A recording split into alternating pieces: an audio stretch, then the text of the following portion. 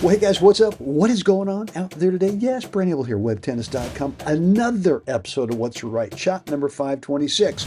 Look, if you are playing some serve and volley in singles and you're getting a little tied up, that little half volley in that transitional area, a little freaked out about it, look, I've got a couple things here for you today that's going to help clean that up for you so that you've got some real confidence as you come into that transitional area that you can play that half volley with just a boatload of confidence. Guys, here comes today's episode of What's the Right Shot? Guys, today's episode of What's the Right Shot brought to you by the Tennis Mindset Project and specifically the 80/20 reality of mental toughness. Look, if you're feeling tight, you're being nervous, whether it's singles or doubles, maybe choking at the end of sets or matches, what I've got for you today at the end of this episode of What's the Right Shot is access to a free 9-minute video that's going to detail for you exactly what this 80/20 reality is so that you can bust through those nerves, choking, and all of that stuff, right? So, guys, be sure to stay to the end of this episode of What's the Right Shot. All right, guys, let's get rolling. Singles, serve and volley. And look, we're actually going to do this on the second serve. What's wrong with us, right? Shouldn't we stay back? Nah, let's go ahead, come on in, and let's tie the guy up a little bit with that body serve, maybe keep him over there.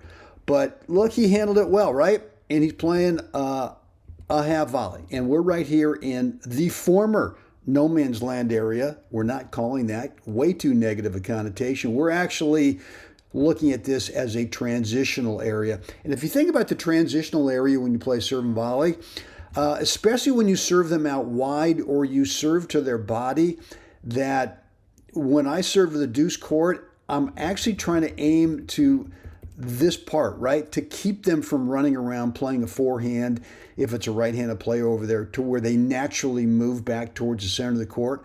I want to see if I can just keep them out there just a bit. But the beauty of this is that you start to take their time away, right? To recover back to the middle. And you've got shot choices. Look, you got a boatload of shot choices. But today, we're just going to work on the half volley. There's two things I want you to be thinking about with a half volley. Too often, especially with the backhand, is that we come in and we set up too high, right? So that it becomes a high to low kind of hack down at the ball. And the problem with that is we tend to just pop the ball up too much. It goes over there and just kind of sits. As opposed to when you come into this, think about doing this. Two things. Number one, we're going to set the racket string bed, the face of it, behind where we think contact's going to be, right? So it's really not a high to low hack on the ball. It's really more, you're going to present this ball with a little backboard, right? You're going to let that string bed sit for a nanosecond there, be a backboard where the ball gets absorbed on the string bed, and you don't really do anything other than the next part, which is nudge your body weight forward as you're playing this to give it a little bit of juice, right? And that actually gives a little bit of power. And whatever they do, I mean, look, certainly if they want to come in and play this, let me go back to this right here. What are we forcing them to do? Right? We are forcing them on this all just like yesterday's episode. We're just throwing the puck in the corner and we're saying, look, man, if you can thread the needle up the line a foot inside, maybe a foot and a half, that's yours, right? You can have that. I'm going to give you a tiny sliver of the court I can't cover 100% of the court. That's okay. I'll take my chances. Are you going to pass me once in a while? Yeah. But that's never going to stop me from the big odds of being able to say, pass me. And look, one of them is going to be, all right, they're going to go ahead and try to play something cross court. And all you got to do is just be there, right? Just be there. You can throw it anywhere in the court. They're already off the court, right? The smarter shot to me, if you're the returner, is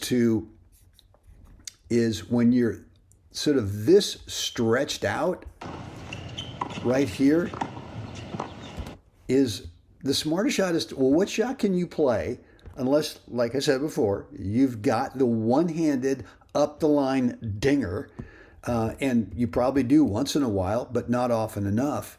But you could buy some time here, right? You could throw up a really high, really deep cross-court lob, buy some time to get back into the court, and yeah, and just kind of reset from there. But when you're going for the entire enchilada right here, guess what? You're over in court 4. I'm still on court 3, and there you have it. So look, guys, hope this has been helpful today. Whether it's going to be a first serve, whether it's going to be a second serve, as we're showing here.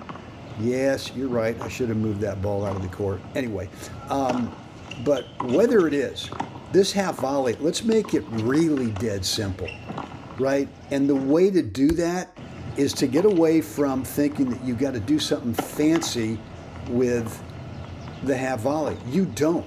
You got to do 2 things. Number one, well, let's make it a third thing. When you come into your split step right here, you got to have balance. You got to have posture, because you got to be able to receive this thing without lunging forward, right? I know with serve and volley, what do we think about? Well, if it's too often literally serve and volley, then you're going to be lunging forward on this. You're going to be off balance. Upper body is just going to be way off balance. And stroke technique in the volley gets compromised, but now your geometry to the court really sucks, right? I mean, if you try to volley this thing, you've got that net looming in front of you. And why not, on balance, just do these 2 things? Present the ball with a flat racket face. You don't need to hack down, don't need to slice it, don't need to top it. All you need to do is allow this ball to get absorbed into your string bed. And look, there's a lot of juice coming off the bounce here in terms of power. If you just allow it to get absorbed into that string bed, it's going to naturally compress a little bit. The ball will actually change shape a hair. And then when it rebounds out and you nudge it with some body weight, oh baby. And there you have it. All right, guys, look, hope this has been really helpful for you today. Obviously, get out there, get some reps on this thing, right? Have a guy over there who you can say, look, if you can, just go ahead and play it down, play it more like a half volley, and see if they can help you get some reps on this shot right here. And you will very quickly start to get desensitized to, oh boy, I really hope I don't have to play a half volley, as opposed to, God, I just love this shot. I mean, it's stinking easy if you'll do these 2 things, which is right there, and then nudge on through it. And there you have it. All right, guys, that is it for me today.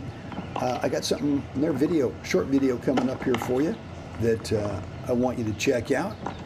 But as always, look, it's time we got to get out there. We got to help someone else have a great day. Guys, yeah, see you again next time. Boom. Guys, it is Brent back here with you. And look, there's an 80-20 reality when we play matches.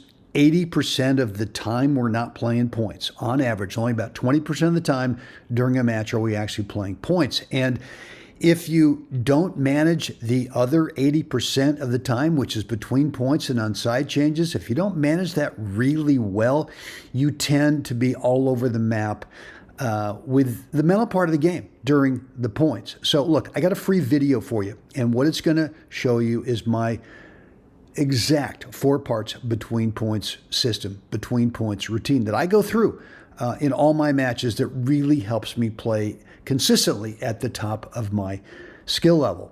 Right down below, I want you to pick up this video if you have not yet done so. There is a link that will take you over to a web page. All you got to do is drop in a first name and email address, and you will get immediate access to that free 9-minute video.